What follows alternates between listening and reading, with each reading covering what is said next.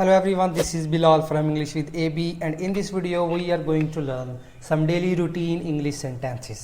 तो इस वीडियो में हम ऐसे सेंटेंसेस सीखेंगे जो हम अपनी डेली रूटीन में डेली लाइफ में बहुत ज़्यादा यूज़ करते हैं. So let's get started. Okay, so on number 1 we have light off कर दो. लाइट ऑफ कर दो. Turn the light off. Turn the light of.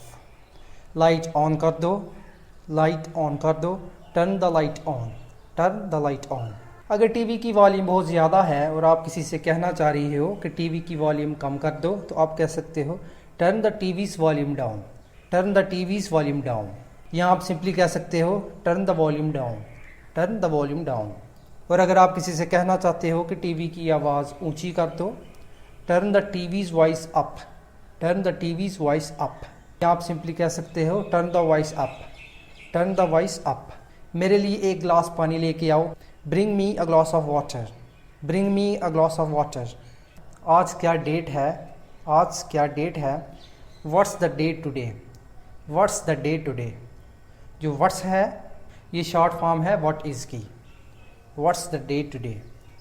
अगर आप किसी से टाइम पूछना चाहते हो कि टाइम क्या हुआ है, what time is it? What time is it? मेरा मोबाइल चार्जिंग पे लगा दो. Put my mobile on charging. Put my mobile on charging. क्या मैं आपका चार्जर यूज़ कर सकता हूँ? कैन आई बारो योर चार्जर? कैन आई बारो योर चार्जर? इस सेंटेंस को आप इस तरह भी कह सकते हो can I use your charger? Can I use your charger? अगर आप कॉल पे किसी से बात कर रहे हो और आप कहना चाह रहे हो कि मैं आपको ठीक तरह से सुन नहीं पा रहा, कि आप थोड़ा ऊंचा बोल सकते हैं, तो आप इसको इंग्लिश में कहेंगे I can not here you, speak up. I can not here you properly, speak up. Speak up का मतलब होता है कि ऊंचा बोलिए. तो I can not here you properly यानी कि मैं आपको ठीक तरह से सुन नहीं पा रहा, स्पीक अप, थोड़ा ऊंचा बोलिए. और अगर आप कहना चाहते हैं कि क्या आप थोड़ा स्लो बोल सकते हैं, can you speak slowly? Can you speak slowly? अगर आप डाइनिंग टेबल पे बैठे हैं तो जो दूसरा शख्स है उसके पास नमक पड़ा है और आप कहना चाहते हैं कि मुझे नमक पकड़ाओ, तो आप इसको इंग्लिश में कहोगे pass me the salt. Pass me the salt. जाओ और देखो दरवाजे पे कौन नॉक कर रहा है. जाओ और देखो दरवाजे पे कौन नॉक कर रहा है. Go and see who is knocking on the door. Go and see who is knocking on the door. आपने एक बहुत ही हैवी बैग उठाया हुआ है और आप अपने फ्रेंड को देखते हो, तो आप उसको कहोगे कि मेरी मदद करो, यानी कि इस बैग को उठाने में मेरी मदद करो. तो आप इसको इंग्लिश में कह सकते हो give me a hand. Give me a hand. तो इसका मतलब है कि मेरी मदद करो, यानी कि वो आपकी हाथ से मदद करेगा, यानी कि वो अपने हाथ से जो आपका बैग है उसको उठाएगा. तो इसलिए आप इसको इंग्लिश में कह सकते हो give me a hand. Give me a hand. अगर आपके रास्ते में कोई आ जाता है तो आप उसको कहना चाह रहे हो कि मेरे रास्ते से पीछे हटो. मेरे रास्ते से पीछे हटो. तो आप इसको इंग्लिश में कहोगे move out of my way. Move out of my way. क्या मेरे मोबाइल फ़ोन की बैटरी फुल चार्ज हो गई है? क्या मेरे मोबाइल फ़ोन की बैटरी फुल चार्ज हो गई है? Have my mobile phone's battery fully charged. Have my mobile phone's battery fully charged. क्या तुमने मेरी बाइक की कीज़ देखी हैं? मैं उनको कहीं रख के भूल गया हूँ. Have you seen my bikes keys? I have misplaced them. Have you seen my bikes keys? I have misplaced them. जब आप कोई चीज़ कहीं रख के भूल जाते हो तो उसको इंग्लिश में कहा जाता है मिसप्लेस. मिसप्लेस. अगर कोई चीज़ गुम हो जाए तो आप उसको कहते हो लॉस्ट. अगर आप कहना चाहते हैं कि मेरी बाइक की गुम हो गई हैं तो आप कह सकते थे I have lost my bikes keys. I have lost my bikes keys. लेकिन अगर आप कहना चाहते हो कि मैं कहीं रख के भूल गया हूँ तो I have misplaced my bikes keys. I have misplaced my bikes keys. आपको कोई चाय बनाने के लिए कहता है और आप किचन में जाते हो और देखते हो कि चीनी ख़त्म हो गई है, तो आप इसको इंग्लिश में कहोगे we are out of sugar. We are out of sugar. इसी तरह से कोई भी चीज़ ख़त्म हो जाए, अगर नमक ख़त्म हो जाता है तो आप कह सकते हो we are out of salt. अगर दूध ख़त्म हो जाए तो आप कह सकते हो we are out of milk. तो कोई भी चीज़ ख़त्म हो जाए आप उसको इस तरह बता सकते हो मैं नैप लेने जा रहा हूँ.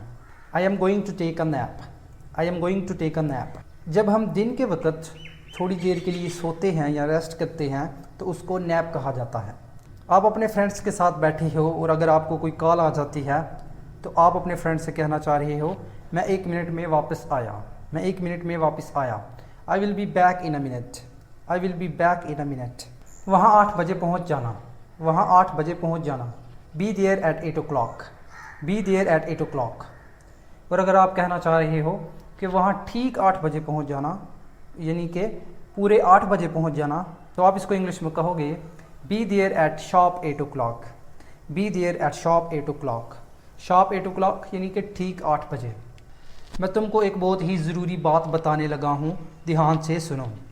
I am going to tell you something very important, listen carefully। I am going to tell you something very important, listen carefully।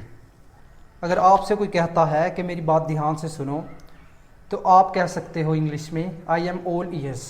I am all ears।